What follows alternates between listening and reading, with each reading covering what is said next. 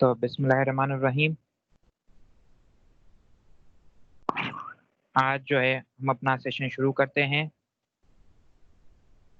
तो आज का हमारा सेशन का जैसे नाम आपको दिखाई दे रहा होगा, मेरा मैं आपका hope high school Neeva Gorchani 100% education foundation से chemistry teacher sir Sanjay Kumar हूँ। और मैं आज आपका जो सेशन है उसके कंटेंट ये हैं कि आज हम मॉलिक्यूलर फार्मूला के बारे में पढ़ेंगे, मॉलिक्यूलर मास के बारे में पढ़ेंगे, इसके अलावा एम्पेरिकल फार्मूला के बारे में पढ़ेंगे, फार्मूला मास के बारे में पढ़ेंगे और मोलर मास के बारे में पढ़ेंगे। तो सबसे पहले मॉलिक्यूलर फार्मूला के बारे में पढ़ने से पहले हम ये देखेंगे फार्मूला किसे कहते हैं।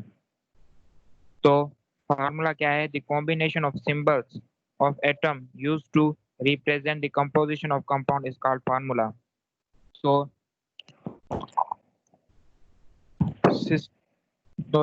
किसी भी एटम के सिंबल्स का ऐसा मजमुआ जो किसी भी कंपाउंड की कंपोजिशन को जाहिर करने के लिए हम यूज करें उसे कहते हैं हम फार्मूला। और फार्मूला के दो टाइप्स होते हैं, एक होता है मॉलिक्यूलर फार्मूला, दूसरा होता है एम्पेरिकल फार्मूला। बेटा स्लाइड सबको शो हो रही है? Yes sir. Yes sir. Good. तो अब सबसे पहले हम पढ़ेंगे मॉलिक्यूलर फार्मूला के बारे में। तो मॉलिक्यूलर फार्मूला की जैसे कि डेफिनेशन है, the formula which show the actual number of combining atoms of all element present in a molecule is called molecular formula। तो ऐसा फार्मूला जो किसी भी कंपाउंड में मौजूद एलिमेंट के एटम्स का एक्चुअल नंबर बताए उससे कहेंगे हम मॉलिक्यूलर फार्मूला। जैसे कि मिसाल के तौर पर यहाँ पर हमारे पास कंपाउंड है ग्लूकोज। ग्लूकोज का मॉलिक्यूलर फार्मूला आपको दिखाई दे रहा होगा कि जैसे कि ग्लूकोज का मॉलिक्यूलर फार्मूला है C6H12O6। मतलब ग्लूकोज में 6 कार्बन, 12 हाइड्रोजन और 6 ऑक्सीजन मौजूद है। तो ऐसा फार्मूला जो एटम्स की एक्चुअल क्वांटिटी मतलब हकीकी तादाद बताए एटम्स का मॉलिक्यूल में, तो उस फार्मूला को कहते हैं मॉलिक्यूलर फार्मूला। तो ग्लूकोज के एट मॉलिक्यूल में 6 कार्बन, 12 हाइड्रोजन और 6 ऑक्सीजन मौजूद है। ये एक्चुअल क्वांटिटी है इन एटम्स की जो कि ग्लूकोज में मौजूद होता है, इसलिए इस फार्मूला को हम कहेंगे मॉलिक्यूलर फार्मूला। उसके बाद दूसरा एग्जांपल है बेंजीन। बेंजीन का जो मॉलिक्यूलर फार्मूला है वो है C6H6। तो ये फार्मूला क्या बताता है? ये फार्मूला हमें ये बताता है कि बेंजीन में 6 कार्बन होते हैं, 6 हाइड्रोजन होते हैं। तो ये बेंजीन के मॉलिक्यूल में मौजूद एटम्स की एक्चुअल क्वांटिटी बताता है, इसीलिए हम इसे फार्मूला क्या कहेंगे? हम मॉलिक्यूलर फार्मूला। उसके बाद हमारे पास दूसरा एग्जांपल है टेबल साल्ट। टेबल साल्ट का फार्मूला है NaCl मतलब सोडियम क्लोराइड। और ये बताता है कि इसमें एक सोडियम होता है और एक क्लोरीन होता है। तो ये सोडियम क्लोराइड की एक्चुअल क्वांटिटी बता रहा है, इसलिए हम इसे क्या कहेंगे? हम मॉलिक्यूलर फार्मूला। उसके बाद दूसरा लास्ट एग्जांपल है मीथेन का। तो मीथेन ये ऐसी गैस है जो हम आमतौर पर घरों में जलाने के लिए यूज करते हैं, मीन्स खाना पकाने के लिए जो आग जलाने के लिए गैस यूज करते हैं उस गैस का नाम है मीथेन गैस। और मीथेन गैस का फार्मूला है CH4। मतलब इसमें एक कार्बन मौजूद होता है, 4 हाइड्रोजन मौजूद होते हैं। तो ये इसकी एक्चुअल क्वांटिटी बताता है, इसीलिए इसका जो मॉलिक्यूलर फार्मूला है वो है CH4। यहाँ तक सबको समझ में आ गया? Yes sir. Yes sir. तो ऐसा फार्मूला जो मॉलिक्यूल में मौजूद एटम्स की एक्चुअल क्वांटिटी बताता है उस फार्मूला को कहते हैं हम क्या कहते हैं?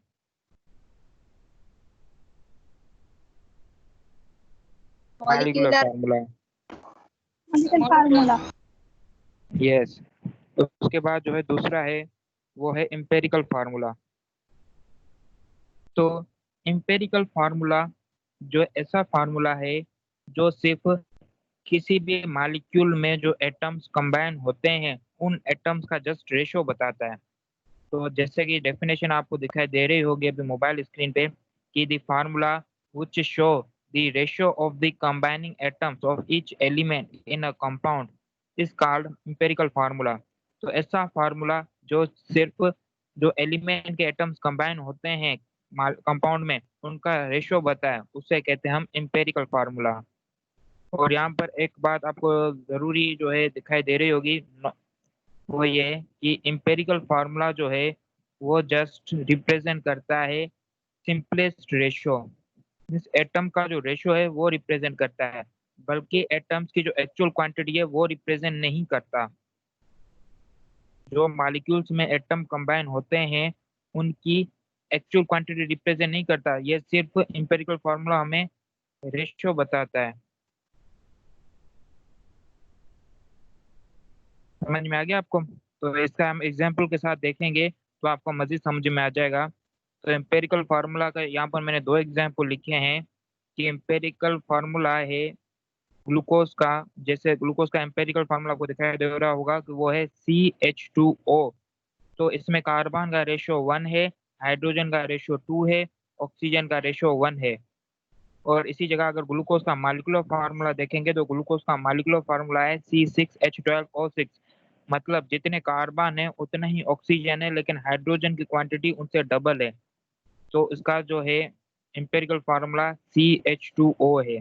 तो मतलब ये रेशियो बताता है। एम्पेरिकल फार्मूला क्या बताता है हमें? रेशियो बताता है कि ग्लूकोज में कार्बन और ऑक्सीजन का रेशियो सेम है, लेकिन हाइड्रोजन का रेशियो उनसे डबल है। इसी तरीके से नीचे एक दूसरा एग्जाम्पल है बेंजीन। बेंजीन का जो मालिकुलर फार्मूला अभी आपको दिखाई दे रहा होगा वो है C6H6, जबकि बेंजीन का एम्पेरिकल फार्मूला है CH।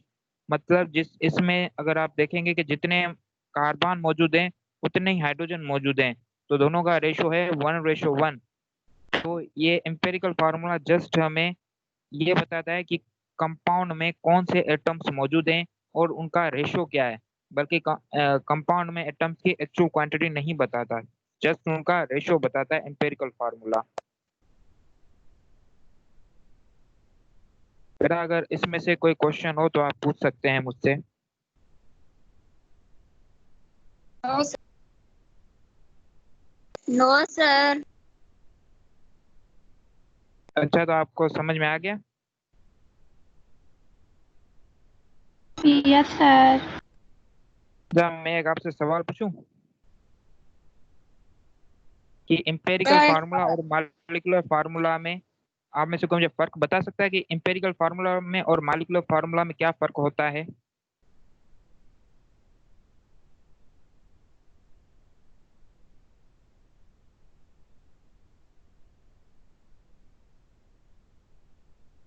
ये संजय आप बताएं।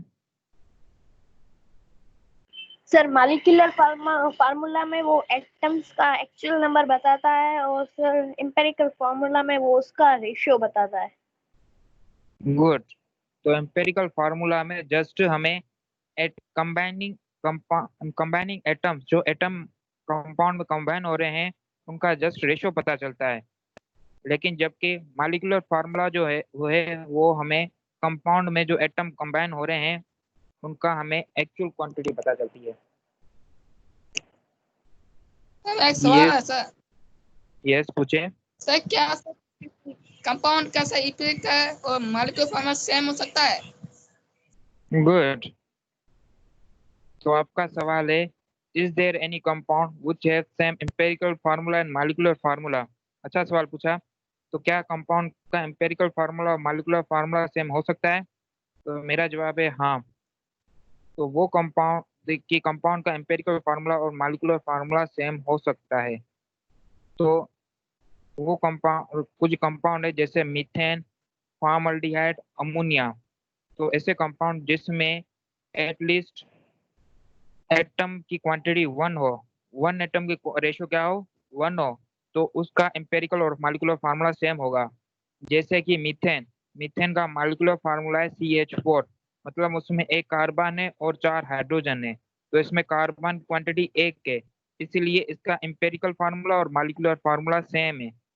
दूसरा कंपाउंड है फॉर्मल्डिहाइड। फॉर्मल्डिहाइड का जो मॉलिक्यूलर फार्मूला है वो है CH2O। तो इसमें कार्बन और ऑक्सीजन दोनों की क्वांटिटी अगर आप देखेंगे तो है वो है एक। इसीलिए फॉर्मल्डिहाइड में भी जो है उसका मॉलिक्यूलर फार्मूला और एम्पिरिकल फार्मूला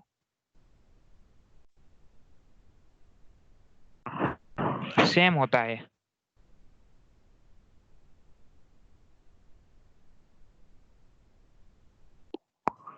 इसी तरीके से तीसरा एग्जाम्पल है अमोनिया। अमोनिया में जो है आप देखेंगे अमोनिया का मॉलिक्यूलर फार्मूला NH3, मतलब उसमें एक नाइट्रोजन और 3 हाइड्रोजन है। तो उसमें नाइट्रोजन की क्वांटिटी 1 है और हाइड्रोजन की क्वांटिटी 3 है। इसलिए अमोनिया का भी मॉलिक्यूलर फार्मूला और एम्पिरिकल फार्मूला सेम है।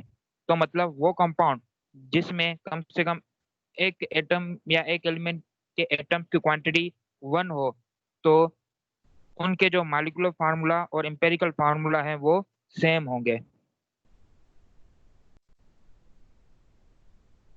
बेटा आपको समझ में आ गया यस सर।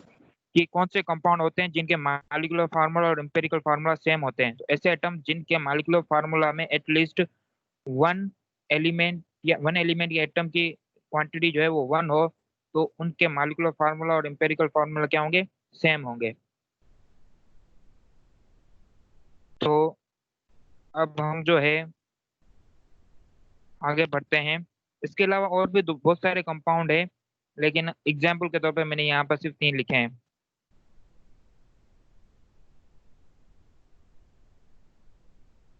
अब हमारा नेक्स्ट जो है वो है मॉलिक्यूलर मास। तो बेटा मुझे बताएं कि मॉलिक्यूलर मास किसे कहते हैं? जैसे आपको स्क्रीन पे अभी जो है ये शो हो रही होगी PPT, तो मुझे कोई रीड करके सुना दे। Sir, the sum of atomic masses of all the atoms present in the molecular formula of a substance is called as molecular formula mass. It is shown in AMU, atomic mass unit. Good बेटा, और कोई मुझे read करके सुनाएगा?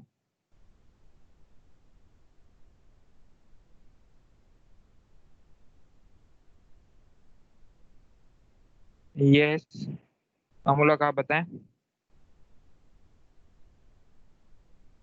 The sum of the atomic masses of all atoms present in the molecular formula of a substance is called as molecular formula mass. It is shown in AMU, atomic mass unit.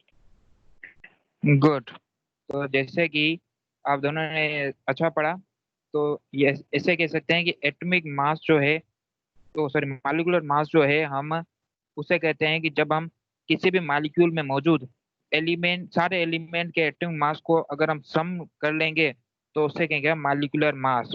और molecular mass को जो है हम represent करते हैं AMU में। किस में रिप्रेजेंट करते हैं? AMU में, जिसका फुल फॉर्म है एटॉमिक मास यूनिट। तो जैसे कि एग्जांपल है, ग्लूकोज का मॉलिक्यूलर फार्मूला है C6H12O6। तो मतलब उसको अगर पहले हम क्या करेंगे, सब एलिमेंट में जितने भी एटम्स मौजूद हैं सबको एक एक करके लिखेंगे सीरीज में कि ग्लूकोज में एक कार्बन मौजूद है, हाइड्रोजन मौजूद है, ऑक्सीजन मौजूद है। अब देखेंगे मॉलिक्यूलर फार्मूला में इन एटम्स की क्वांटिटी कितनी है। तो ग्लूकोज में कार्बन 6 है, इसीलिए हमने कार्बन इजिकल टू 6 लिख दिया है। हाइड्रोजन में जो है ग्लूकोज में हाइड्रोजन जो है वो 12 मौजूद है, इसलिए हमने H इजिकल टू 12 लिख दिया है। और ग्लूकोज में ऑक्सीजन 6 मौजूद है, इसलिए O इजिकल टू 6 लिख दिया है हमने। और अगर हम देखेंगे कि कार्बन का जो एटॉमिक मास है वो है 12, इसीलिए जो है हमने कार्बन की क्वांटिटी ग्लूकोज में 6 है, तो हमने 6 को 12 से मल्टीप्लाई कर दिया है। इसी तरीके से हाइड्रोजन का एटॉमिक मास है 1, इसलिए हमने जो ग्लूकोज में 12 हाइड्रोजन मौजूद हैं उनको 1 से मल्टीप्लाई कर दिया है। और ऑक्सीजन का एटॉमिक मास है 16, इसलिए हमने ऑक्सीजन के एटॉमिक मास 16 को ऑक्सीजन की क्वांटिटी 6 के साथ मल्टीप्लाई कर दिया है। तो हमने जो जवाब मिला है उनको लास्ट में सम कर दिया है। तो जो सम है कि 72, 12 और 96, अगर इनको हम ऐड करेंगे तो हमारा आंसर आएगा 180, जो कि है मॉलिक्यूलर मास ऑफ ग्लूकोज कहलाएगा। इसी तरीके से दूसरा एग्जाम्पल है बेंजीन का। तो बेंजीन का जो मॉलिक्यूलर फार्मूला है वो है C6H6, मतलब इसमें 6 कार्बन मौजूद है और 6 हाइड्रोजन मौजूद हैं। तो कार्बन को की क्वांटिटी को हमने उसके एटॉमिक मास के साथ मल्टीप्लाई कर दिया और हाइड्रोजन की क्वांटिटी को उसके एटॉमिक मास के साथ मल्टीप्लाई कर दिया, और रिजल्ट में जो हमें आंसर मिला कि कार्बन के एटम्स जो है बेंजीन में 6 मौजूद हैं, इसलिए 6 को हमने कार्बन के एटॉमिक मास 12 के साथ मल्टीप्लाई किया तो हमारा आंसर आया 72।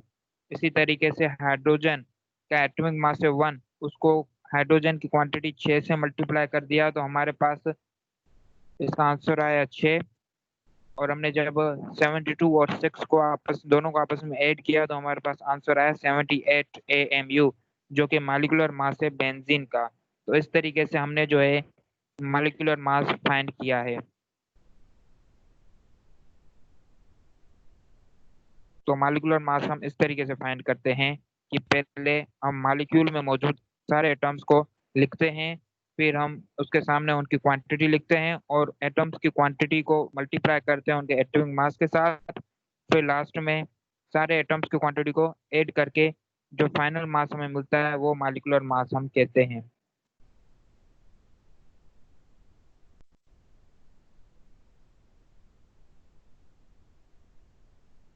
बेटा अगर किसी को कोई क्वेश्चन हो या कोई चीज समझ ना आई हो तो वो पूछ सकता है। नो सर, कोई क्वेश्चन नहीं है। नो सर, कोई क्वेश्चन। बेटा मैंने चैट बॉक्स में आपके अटेंडेंस की लिंक भी रख दी है, तो आप अटेंडेंस जो है वो भी अपनी श्योर कर लें। तो बेटा आपको समझ में आ गया कि हम जो है मॉलिक्यूलर मास किस तरीके से फाइंड करते हैं।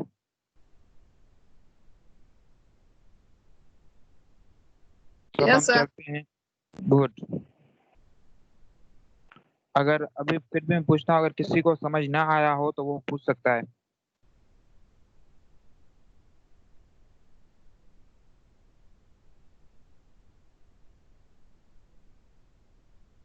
ठीक है, तो अब चलते हैं फार्मूला मास की तरफ। फार्मूला मास क्या है? The sum of the atomic masses of all the atoms of element present in a compound shown by its empirical formula is called formula mass।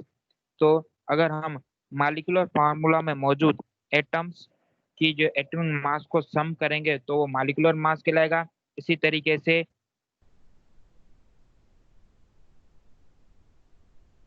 अगर हम किसी भी मॉलिक्यूल में मौजूद एटम्स के एटॉमिक मास को सम करेंगे तो वो मॉलिक्यूलर मास कहलाएगा। इसी तरीके से एम्पिरिकल फार्मूला में जो एटम्स शो होते हैं उनके एटॉमिक मास के सम को हम कहेंगे फार्मूला मास। तो फार्मूला मास और एटॉमिक मॉलिक्यूलर मास दोनों का यूनिट सेम है, AMU यानी एटॉमिक मास यूनिट। तो एटॉमिक मास के सम जो फार्मूला मास में शो होता है उसको अगर सम करेंगे तो वो कहलाएगा फार्मूला मास। जिस तरीके से यहाँ पर एग्जाम्पल है कि वही एग्जाम्पल ले लेते हैं बेंजीन का और ग्लूकोज का। तो ग्लूकोज का जो एम्पेरिकल फार्मूला है, ग्लूकोज का जो एम्पेरिकल फार्मूला है वो है CH2O। ग्लूकोज का एम्पेरिकल फार्मूला क्या है? CH2O। और ये एम्पेरिकल फार्मूला हमें ये बताता है कि CH2O मतलब इसमें ग्लूकोज के एम्पेरिकल फार्मूला में एक कार्बन मौजूद है, 2 हाइड्रोजन मौजूद है और 1 ऑक्सीजन मौजूद है।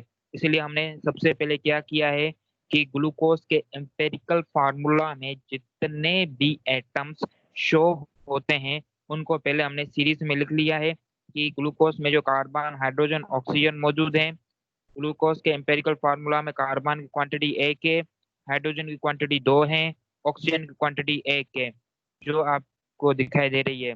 इसी के साथ हमने जो है कार्बन क्वांटिटी को जितनी जो 1 है उसको उसके एटॉमिक मास के साथ मल्टीप्लाई कर दिया है। तो कार्बन का एटॉमिक मास है 12, इसलिए हमने कार्बन में 1 के साथ 12 को मल्टीप्लाई किया है। हाइड्रोजन, तो ग्लूकोज में जो है ग्लूकोज के एम्पेरिकल फार्मूला में हाइड्रोजन की क्वांटिटी 2 है, इसलिए हमने H इजिकल टू 2 को हमने मल्टीप्लाई कर दिया कार्बन के एटॉमिक मास के साथ जो कि है 1। और ऑक्सीजन, तो ग्लूकोज के एम्पेरिकल फार्मूला में एक ऑक्सीजन मौजूद है और ऑक्सीजन का एटॉमिक मास है 16, इसलिए हमने ऑक्सीजन में 1 को मल्टीप्लाई कर दिया 16 के साथ। तो इनको मल्टीप्लाई करने के बाद जब इनको ऐड किया है तो लास्ट में हमारे पास आंसर आया है 30 AMU। तो 12 प्लस 2 14, 14 और 16 हो गए 30। तो एम्पेरिकल फार्मूला का जो मास है वो हमारे पास निकला है 30 AMU। तो इसलिए ये कहलाएगा फार्मूला मास ऑफ ग्लूकोज। तो ग्लूकोज का फार्मूला मास हमारे पास यहाँ पर 30 आया है और मालिकुलर मास जो है वो 180 आया है। तो मालिकुलर मास जो है वो कहते हैं मालिकुलर फार्मूला के मास को, और फार्मूला मास कहते हैं एम्पेरिकल फार्मूला के मास को।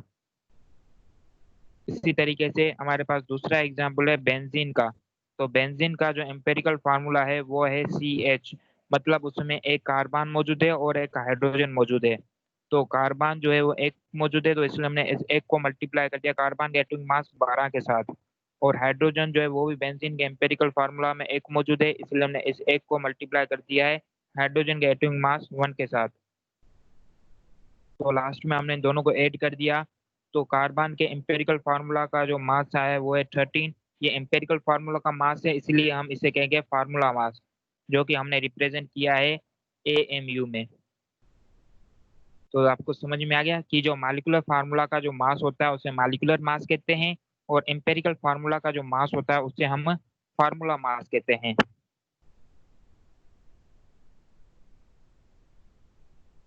अगर किसी को क्वेश्चन हो तो वो हैंड रेज कर सकता है।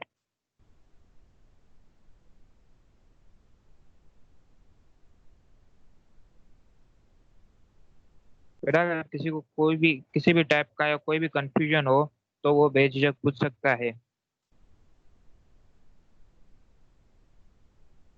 सर पीपीडी शो नहीं हो रही। बेटा पीपीटी शो नहीं हो रही तो आप जो हैं एक काम करें, दोबारा से रिज्वाइन करके देखें। बाकी सबको पीपीटी शो हो रही है? Yes sir. Yes sir. ठीक है बेटा, तो आप जो है दोबारा रिज्वाइन करके देखें, हम तब तक आपका वेट करते हैं।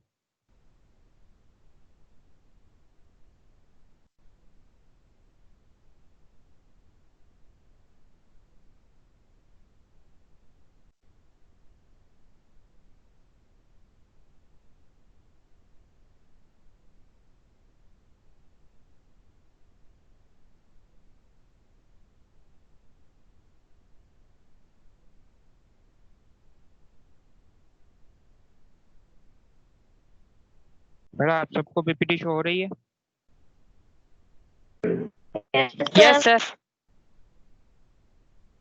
Yes sir. Yes sir. ठीक है, तो मैं इसको जो है दोबारा से रिपीट कर देता हूँ कि जो एम्पेरिकल फार्मूला होता है वो मीन्स एम्पेरिकल फार्मूला का जो मास होता है उससे हम कहते हैं फार्मूला मास। और मालिकुलर किसी भी कंपाउंड के मालिकुलर फार्मूला को नजर में रखते हुए जो हम मास फाइंड करते हैं उसे कहते हैं मालिकुलर मास। और किसी भी कंपाउंड के एम्पेरिकल फार्मूला को नजर में रखते हुए जो हम मास फाइंड करते हैं उसे कहते हैं फार्मूला मास। और दोनों का यूनिट क्या है? सेम है, जो कि है AMU।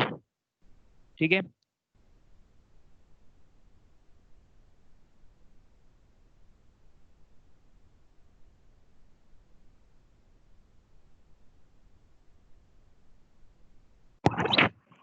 ये ससमा आप क्या पूछना चाहती हैं?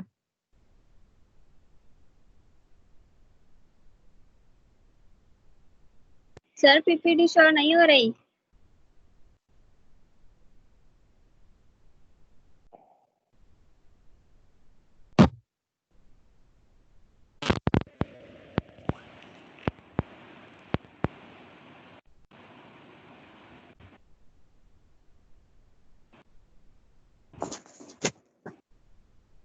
एक मिनट और वेट करें। फिर आप शो हो रही है आपको? यस सर हो रही है। गुड। तो जिस तरीके से आपको एग्जाम्पल में दिखाई दे रहे हैं कि एम्पेरिकल फार्मूला जो है, अगर किसी भी कंपाउंड के एम्पेरिकल फार्मूला को नज़र में रखते हुए जो मास फाइंड करते हैं उसे हम कहते हैं फार्मूला मास।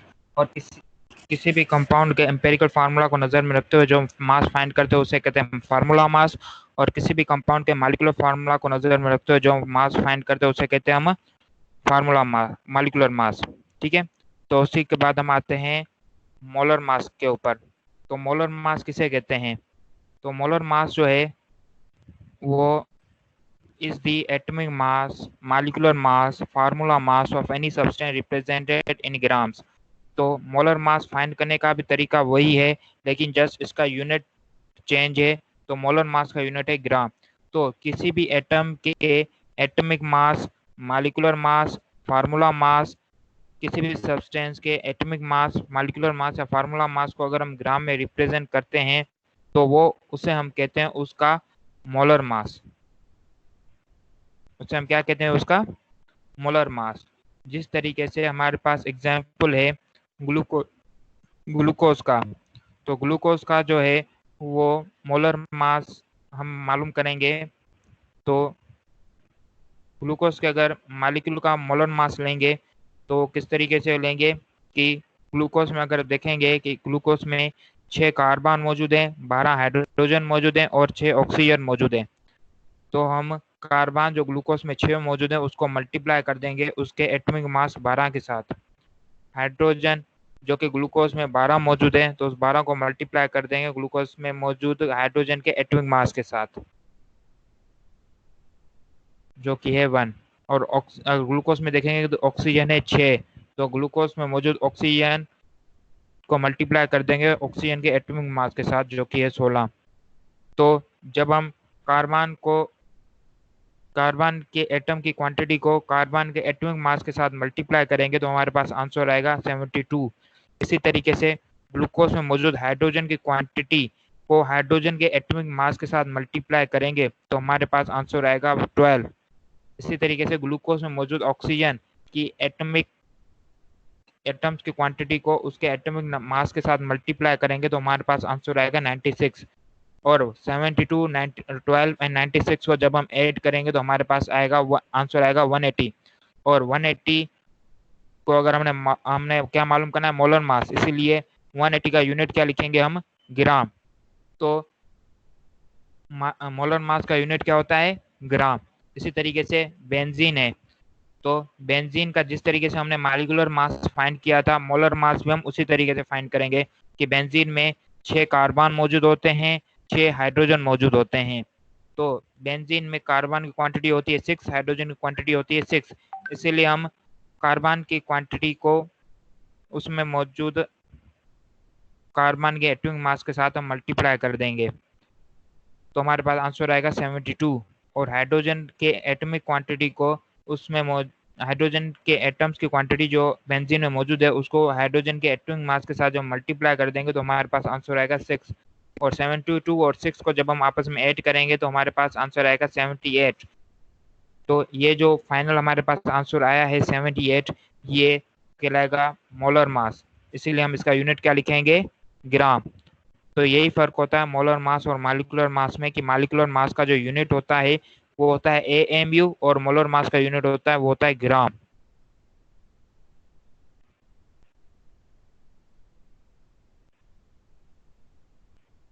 अगर आपको समझ आ रहा है? अगर किसी को कोई क्वेश्चन हो तो वो पूछ सकता है।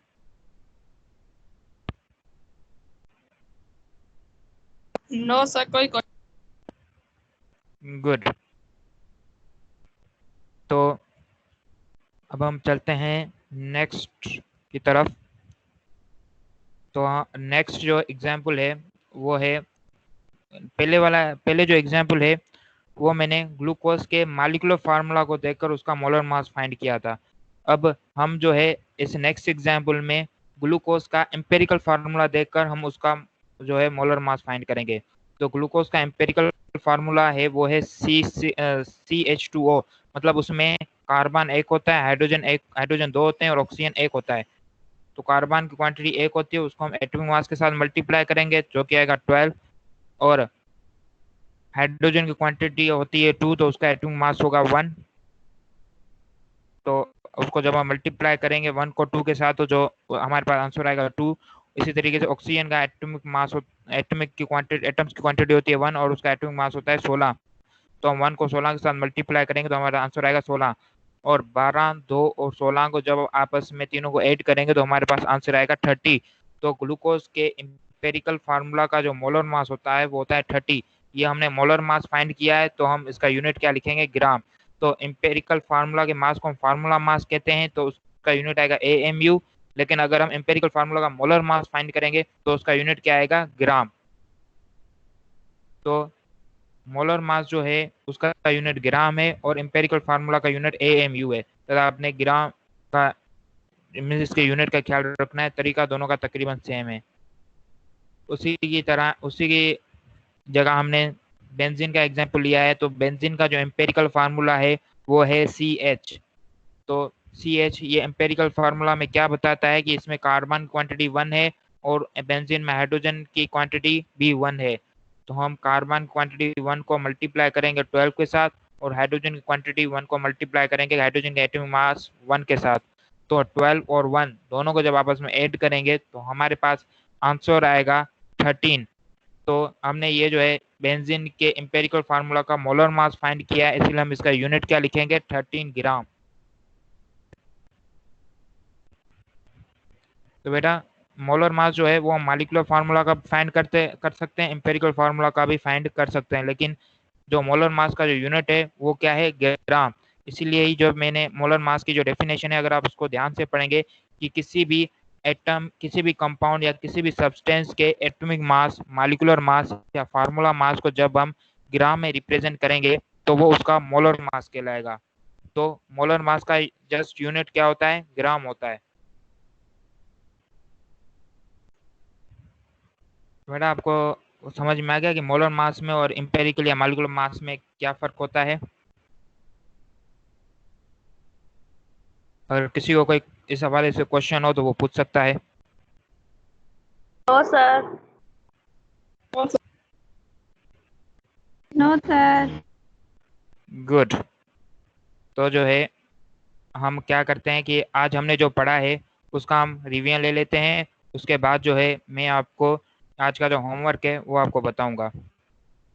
तो आज हमने क्या क्या पढ़ा था? आज हमने जो भी पढ़ा था उसके आज हमने जो है मॉलिक्यूलर फार्मूला के बारे में पढ़ा था, मॉलिक्यूलर मास के बारे में पढ़ा था, एम्पेरिकल फार्मूला के बारे में पढ़ा था, फार्मूला मास के बारे में पढ़ा था और मोलर मास के बारे में पढ़ा था। तो हम उसको 1 बाय 1 अब फिर से रिवाइज करेंगे। तो मॉलिक्यूलर फार्मूला और एम्पेरिकल फार्मूला पढ़ने से पहले हमने जो है फार्मूला के बारे में पढ़ा था कि फार्मूला किसे कहते हैं। तो फार्मूला जो है वो किसी भी कंपाउंड में मौजूद एलिमेंट्स के एटम्स के सिंबल्स का मजमुआ होता है। तो फार्मूला में क्या बताता है कि हमें जो है सिर्फ कंपोजिशन बताता है कि उस कंपाउंड की कंपोजिशन क्या है, कि उसमें कौन कौन से एटम मौजूद हैं। इसी तरीके से फार्मूला के 2 टाइप्स होते हैं, एक होता है मॉलिक्यूलर फार्मूला, दूसरा होता है एम्पेरिकल फार्मूला। तो मॉलिक्यूलर फार्मूला की डेफिनेशन जैसे कि आपको शो हो रही है कि वो ये कहती है कि ऐसा फार्मूला जो कि किसी भी कंपाउंड में कंबाइन होने वाले एटम्स की एक्चुअल क्वांटिटी बताए, उसे हम कहते हैं मॉलिक्यूलर फार्मूला। फॉर एग्जांपल यहाँ पर मैंने 4 कंपाउंड लिखे हैं, glucose, benzene, table salt and methane. तो ग्लूकोज का जो मॉलिक्यूलर फार्मूला है वो है C6H12O6। यह फार्मूला हमें यह बताता है कि ग्लूकोज में 6 कार्बन, 12 हाइड्रोजन और 6 ऑक्सीजन मौजूद होते हैं। यानी इसमें ग्लूकोज में जितने भी एटम्स मौजूद होते हैं, कार्बन, हाइड्रोजन, ऑक्सीजन, उनकी एक्चुअल क्वांटिटी बताता है ये फार्मूला। इसलिए हम इस फार्मूला को क्या कहेंगे, मॉलिक्यूलर फार्मूला। इसी तरीके से बेंजीन है, बेंजीन का जो मॉलिक्यूलर फार्मूला है वो है C6H6। मतलब कि बेंजीन में कार्बन और हाइड्रोजन मौजूद होते हैं, और पर कार्बन और हाइड्रोजन की जो एक्चुअल क्वांटिटी मौजूद होती है वो हमें इस फार्मूला के जरिए पता चलती है कि बेंजीन में 6 कार्बन और 6 हाइड्रोजन मौजूद होते हैं। इसलिए इस फार्मूला को क्या कहेंगे हम, मॉलिक्यूलर फार्मूला। और इसी तरीके से तीसरा एग्जाम्पल है टेबल सॉल्ट, जिसका फार्मूला है NaCl। ये भी जो है बताता है कि टेबल सॉल्ट में एक सोडियम और एक क्लोरीन का एटम मौजूद होता है। और मीथेन हमारा जो चौथा एग्जाम्पल लिखा हुआ है वो हमें ये बताता है कि मीथेन में एक कार्बन और 4 हाइड्रोजन मौजूद होते हैं। ठीक है, उसी के बाद हमने जो है दूसरा टॉपिक जो आज पढ़ा था वो था एम्पेरिकल फार्मूला। तो एम्पेरिकल फार्मूला जो है the formula which show the ratio of the combining atom of each element in a compound is called empirical formula. मतलब ऐसा फार्मूला जो कि किसी भी कंपाउंड में कंबाइन होने वाले एटम्स की, बेटा यहाँ पर कंट्रोल किसी ने ले लिया शायद।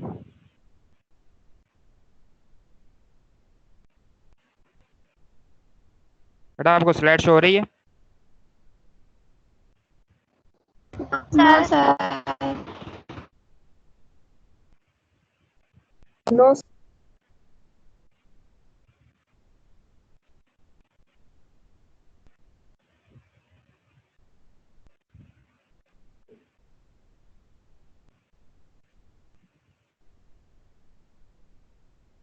बेटा 1 मिनट वेट करें।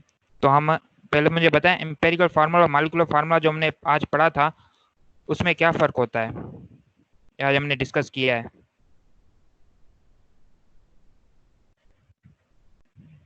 यस चंद्र आप बताएं। सर इस तरह से फॉर्मूला में से हमें सिर्फ रेशियो पता होता है। यस, और मॉलिक्यूलर फार्मूला? मॉलिक्यूलर फार्मूला से वो सर एटम जितने भी होते हैं सर उसकी एक्चुअल सर नंबर बताता है। यस, तो ऐसा फार्मूला जो हमें कंबाइन होने वाले एटम्स के एक्चुअल क्वांटिटी बताता है उस फार्मूला को कहते हैं मॉलिक्यूलर फार्मूला। और ऐसा फार्मूला जो कंबाइन होने वाले किसी मॉलिक्यूल में कंपाउंड में कंबाइन होने वाले एटम्स की रेशियो बताता है उससे कहते हैं हम एम्पेरिकल फार्मूला। आप क्या कहना चाहती हैं?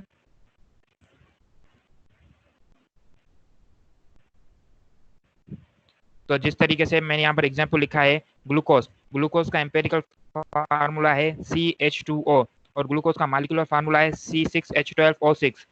तो ऐसा फार्मूला जो हमें एक्चुअल क्वांटिटी बताता है उससे हम मॉलिक्यूलर फार्मूला कहते हैं। तो ग्लूकोज का जो फार्मूला हमारे पास लिखा हुआ है C6H12O6, ये हमें बताता है कि ग्लूकोज में 6 कार्बन 12 हाइड्रोजन मौजूद होते हैं, यानी ये जो है ग्लूकोज में मौजूद कार्बन हाइड्रोजन उनकी एक्चुअल क्वांटिटी है, इसलिए इस फार्मूला को हम मॉलिक्यूलर फार्मूला कहेंगे। और इसी तरीके से जब हम इसका अगर रेशो की बात करें तो जितने कार्बन मौजूद हैं, अगर आप इस फार्मूला को ध्यान से देखें कि जितने कार्बन मौजूद हैं उतने ही ऑक्सीजन मौजूद हैं।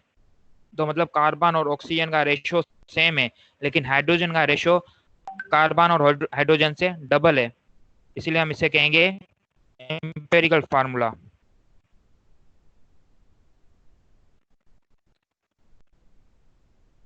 ओके,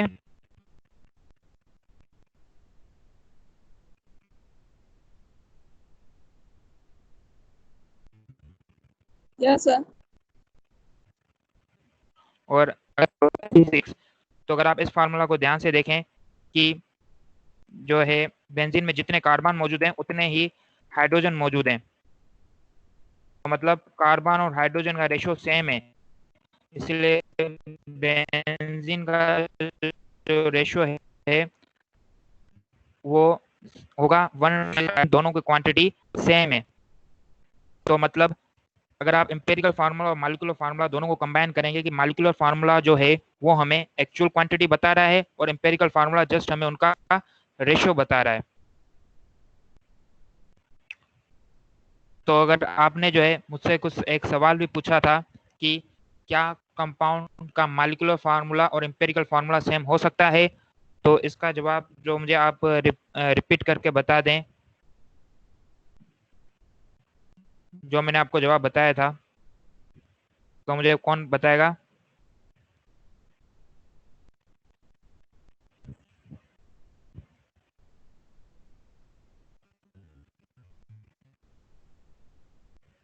यस अमूलक आप बताएं।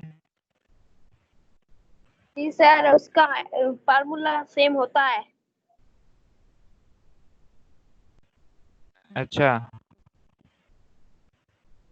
तो क्या कुछ कंपाउंड का एम्पिरिकल फार्मूला और मॉलिक्यूलर फार्मूला सेम हो सकता है? और अगर सेम होता है तो वो कौन से कंपाउंड होते हैं जिनका मॉलिक्यूलर फार्मूला और एम्पिरिकल फार्मूला सेम होता है? ये चश्मा आप बताएं।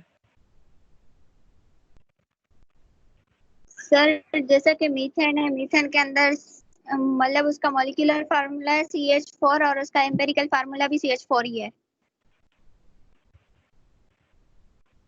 तो और इनका मॉलिक्यूलर और एम्पिरिकल फार्मूला दोनों का सेम क्यों है?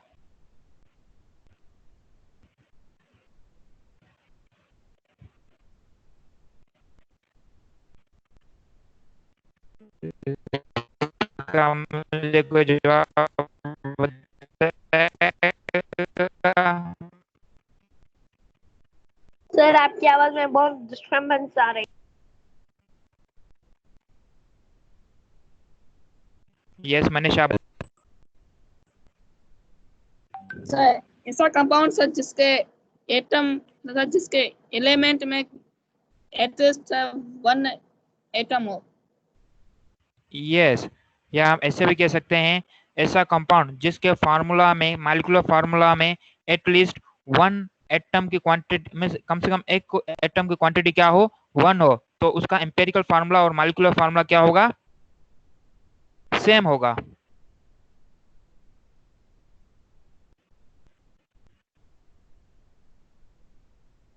ओके। और उसके बाद हमने जो है पढ़ा था मॉलिक्यूलर मास के बारे में।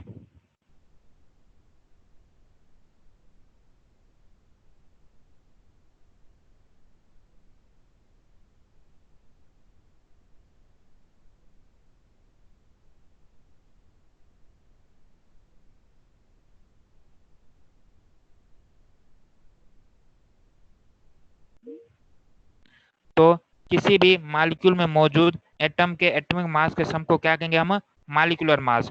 और मॉलिक्यूलर मास को जो है हम रिप्रेजेंट करते हैं AMU में। किसमें रिप्रेजेंट करते हैं, AMU में। और जिस तरीके से यहाँ पर मैंने एग्जाम्पल पे आपको बताया था कि ग्लूकोज और बेंजीन का एग्जाम्पल दिया था, तो इसमें मैंने जो है ग्लूकोज और बेंजीन का एग्जाम्पल इसलिए लिखा है, एग्जाम्पल को मैंने मेंशन किया है। तो ग्लूकोज जो है उसका अगर हम मॉलिक्यूलर फार्मूला मास फाइंड करने के लिए सबसे पहले देखेंगे इनकी क्वांटिटी कितनी है। तो ग्लूकोज में कार्बन की क्वांटिटी है 6, हाइड्रोजन की क्वांटिटी है 12, ऑक्सीजन की क्वांटिटी है 6। तो कार्बन जो 6 मौजूद हैं उनको हम मल्टीप्लाई करेंगे कार्बन के एटॉमिक मास के साथ जो कि है 12। और हाइड्रोजन की क्वांटिटी जो कि ग्लूकोज में मौजूद है उसको मल्टीप्लाई करेंगे हाइड्रोजन के एटॉमिक मास के साथ। और इसी तरीके से ऑक्सीजन की जितनी क्वांटिटी ग्लूकोज में मौजूद है उसको मल्टीप्लाई करेंगे ऑक्सीजन के एटॉमिक मास के साथ। ठीक है। तो सबसे पहले हम क्या करेंगे, एटम मीन्स किसी भी मॉलिक्यूलर फार्मूला के जरिए जो एटम आपको शो हो रहे हैं उनके एटॉमिक मास को मल्टीप्लाई करते हैं उनकी एटम की क्वांटिटी के साथ, और बाद में हमें जो आंसर मिलता है उनको ऐड कर देते हैं। जिस तरीके से कार्बन की क्वांटिटी ग्लूकोज में मौजूद है 6, तो हम इस 6 को मल्टीप्लाई कर देंगे कार्बन के एटॉमिक मास 12 के साथ, तो हमारे पास आंसर क्या आएगा, 72। इसी तरीके से हाइड्रोजन की क्वांटिटी ग्लूकोज में मौजूद है 12, तो इस 12 को मल्टीप्लाई कर देंगे कार्बन के एटॉमिक मास के साथ जो कि है 1, तो हमारे पास आंसर आएगा 12। और ग्लूकोज में कार्बन ऑक्सीजन के एटम की क्वांटिटी है 6 और उसको मल्टीप्लाई कर देंगे ऑक्सीजन के एटॉमिक मास 16 के साथ, तो हमारे पास आंसर आएगा 96। तो 72 प्लस 12 प्लस 96, तो हमारे पास आंसर आएगा 180 AMU। तो ये 180 AMU जो ये हमने मास निकाला है ग्लूकोज के मॉलिक्यूलर फार्मूला को फॉलो करके निकाला है, इसलिए इस मास को क्या कहेंगे हम, मॉलिक्यूलर मास। इसी तरीके से हाँ, दूसरा एग्जांपल है हमारे पास बेंजीन का। तो बेंजीन में कार्बन की क्वांटिटी है 6, ऑक्सीजन की क्वांटिटी है 6, तो हमने कार्बन की क्वांटिटी जो कि 6 उसको हमने कार्बन के एटॉमिक मास के साथ मल्टीप्लाई कर दिया है, और हाइड्रोजन की क्वांटिटी जो मौजूद है हमारे पास 6 उसको हमने हाइड्रोजन के एटॉमिक मास के साथ मल्टीप्लाई कर दिया है। तो जो हमारे पास आंसर आया है 6 मल्टीप्लाई बाय 12, 72 को हमने ऐड कर दिया है 6 के साथ, तो हमारे पास आंसर आया है 78। और ये मास जो है हमने मॉलिक्यूलर मास को फॉलो करते हुए निकाला है, इसलिए इस मास को हम क्या कहेंगे?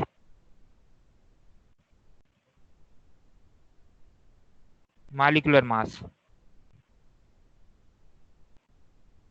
ठीक है, उसी की तरह हमने जो है आज दूसरा टॉपिक कौन सा पढ़ा था? Formula mass. तो फार्मूला मास किसे कहते हैं? Formula mass is the sum of atomic mass of all the atoms of elements present in a compound shown by its empirical formula। तो मीन्स एम्पेरिकल फार्मूला में जो भी एटम्स शो होते हैं उनके एटॉमिक मास के सम को क्या कहते हैं हम? Formula mass. तो एम्पेरिकल फार्मूला यहाँ पर ध्यान रखिएगा कि मॉलिक्यूलर फार्मूला हम मॉलिक्यूलर मास जो है हम मॉलिक्यूलर फार्मूला को देखकर निकालते हैं, और फार्मूला मास जो है वो हम एम्पेरिकल फार्मूला को नजर में रखकर निकालते हैं, मीन्स फाइंड करते हैं। तो एम्पेरिकल फार्मूला को नजर में रखते हुए जो मास फाइंड करते हैं वो फार्मूला मास कहलाता है, और मॉलिक्यूलर फार्मूला को नजर में रखते हुए जो मास फाइंड करते हैं वो मॉलिक्यूलर मास कहलाता है। प्रोसीजर मीन्स फाइंड करने का तरीका दोनों का सेम है और दोनों का यूनिट भी सेम है, AMU। फर्क सिर्फ ये है कि फार्मूला मास हम एम्पेरिकल फार्मूला से निकालते हैं और मॉलिक्यूलर मास हम मॉलिक्यूलर फार्मूला से निकालते हैं। तो तरीका इसका भी सेम है कि जस्ट हमने ग्लूकोज का एम्पेरिकल फार्मूला लिया है जो कि है CH2O। तो कार्बन 1 मौजूद ग्लूकोज के एम्पेरिकल फार्मूला में कार्बन 1 है, हाइड्रोजन 2 है, ऑक्सीजन 1 है, और हमने एम्पेरिकल फार्मूला में मौजूद कार्बन की क्वांटिटी को उसके कार्बन के एटॉमिक मास के साथ मल्टीप्लाई किया है। इसी तरीके से हाइड्रोजन में मौजूद मीन्स ग्लूकोज के एम्पेरिकल फार्मूला में मौजूद हाइड्रोजन की क्वांटिटी को हाइड्रोजन के एटॉमिक मास के साथ मल्टीप्लाई कर दिया है, और ग्लूकोज में मौजूद ऑक्सीजन की क्वांटिटी को हमने ऑक्सीजन के एटॉमिक मास के साथ मल्टीप्लाई कर दिया है। तो फाइनल में हमने इन तीनों को ऐड कर दिया तो हमारे पास आंसर आया 30 AMU, और ये मास जो है हमने एम्पेरिकल फार्मूला को फॉलो करते हुए निकाला है, इसलिए इस मास को क्या कहेंगे हम? Formula mass. और दूसरा एग्जाम्पल हमने जो आज डिस्कस किया था वो था बेंजीन का।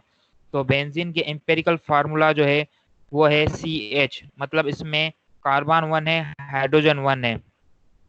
तो कार्बन के एटॉमिक क्वांटिटी जो कि एम्पेरिकल फार्मूला में मौजूद है इसको मल्टीप्लाई करेंगे इसके एटॉमिक मास के साथ जो कि है 12, और हाइड्रोजन के एटॉमिक क्वांटिटी जो कि बेंजीन के एम्पेरिकल फार्मूला में मौजूद है वो है 1, तो उसको एटॉमिक मास 1 के साथ मल्टीप्लाई करेंगे तो हमारे पास आंसर आएगा 1।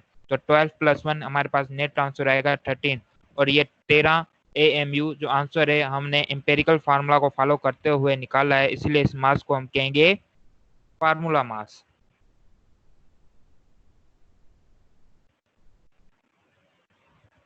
बेटा यहाँ तक सबको क्लियर है? Yes sir. गुड। तो जिसको भी क्लियर यहाँ तक कोई सवाल है तो वो अपना हैंड रेज कर सकता है, किसी को भी कुछ सवाल है तो।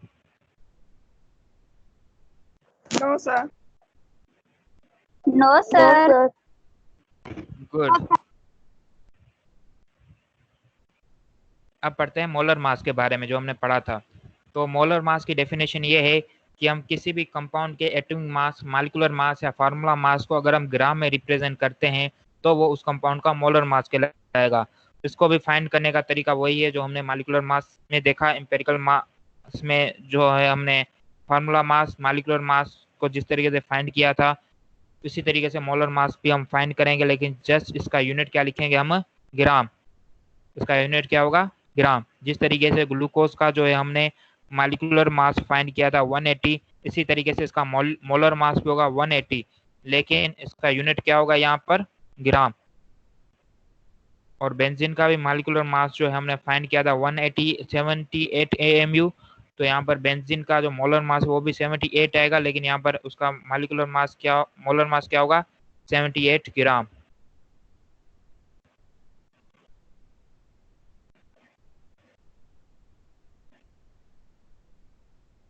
ठीक है, तो हम अगर हम मॉलिक्यूलर फार्मूला को फॉलो करते हुए मोलर मास हम फाइंड करेंगे तो उसका यूनिट होगा ग्राम।